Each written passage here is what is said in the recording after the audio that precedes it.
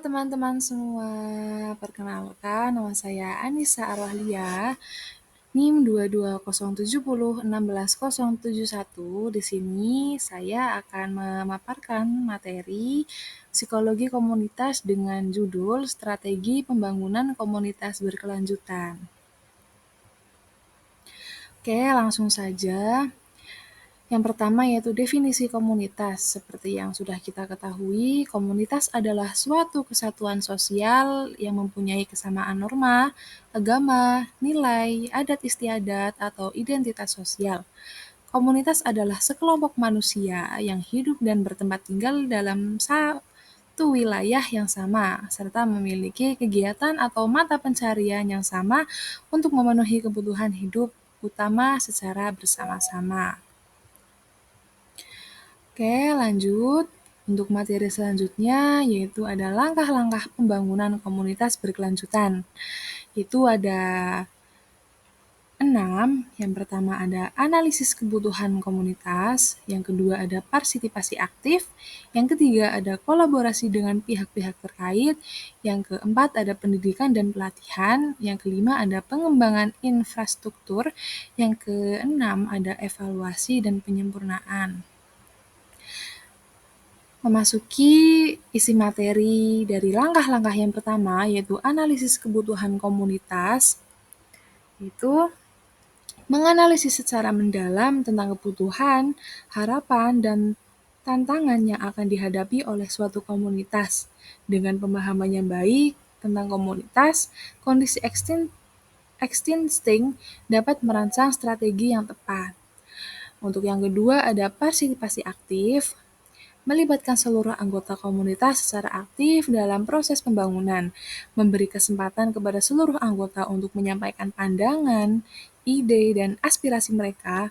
Hal ini dapat dilakukan melalui pertemuan komunitas, kelompok diskusi, atau survei pendapat. Lanjut untuk yang ketiga, yaitu kolaborasi dengan pihak-pihak terkait. Menjalin kemitraan dengan organisasi non-profit, pemerintah lokal, bisnis lokal, dan lembaga lain yang memiliki kepentingan serupa dalam pembangunan komunitas. Kolaborasi ini dapat memperluas sumber daya, pengetahuan, dan juga jaringan komunitas. Yang keempat, ada pendidikan dan pelatihan, menyediakan program pendidikan dan pelatihan untuk meningkatkan keterampilan, pengetahuan, dan kapasitas anggota komunitas. Hal ini mencakup pelatihan keterampilan hidup, pelatihan kerja, atau pelatihan dalam bidang tertentu yang relevan dengan kebutuhan lokal di suatu komunitas. Lanjut yang nomor 5, ada pengembangan infrastruktur, yaitu mendukung pembangunan infrastruktur fisik dan sosial yang dibutuhkan oleh komunitas, seperti sarana transportasi, fasilitas kesehatan, pusat komunitas, atau akses internet. Infrastruktur yang memadai dapat meningkatkan kualitas hidup dan memperkuat ikatan sosial dalam komunitas. Dan yang terakhir ada evaluasi dan penyempurnaan, melakukan evaluasi secara teratur terhadap program-program pembangunan komunitas yang telah dilaksanakan. Tujuannya untuk meninjau pencapaian, kendala, dan peluang untuk perbaikan. Dengan belajar dari pengalaman dan umpan balik dapat meningkatkan efektivitas dan dampak positif dari upaya pembangunan komunitas. Ada juga beberapa aspek yang bersangkutan dengan bangunan komunitas, yaitu ada aspek ekonomi, aspek sosial, dan aspek lingkungan. Yang pertama yaitu aspek ekonomi. Dalam aspek ini berfokus pada pertumbuhan ekonomi yang seimbang, pengelolaan sumber daya, serta investasi dalam infrastruktur seperti transportasi, energi, dan teknologi yang dapat mendukung aktivitas ekonomi dan peningkatan kualitas hidup.